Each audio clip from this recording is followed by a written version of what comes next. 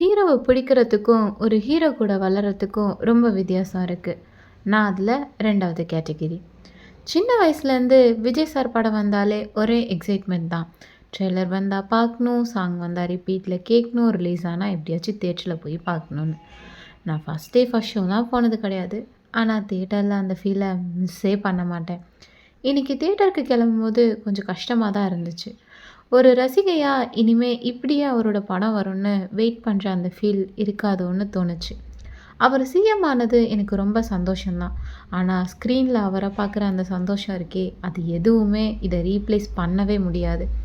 அதனால தான் இந்த நாள் எனக்கு ரொம்ப ஸ்பெஷல். இந்த டிக்கெட் ஒரு டிக்கெட் மட்டும் இல்ல. பல வருட ரசிகர் தினத்தோட ஒரு நினைவு தான். எதிர்காலம் எப்படி இருந்தாலும் அவர் கொடுத்த அந்த சந்தோஷம், அந்த கூஸ்பம்ப்ஸ், தியேட்டர்ல கிடைச்ச அந்த ஃபீலிங் இதெல்லாம் எப்பவுமே மாறாது.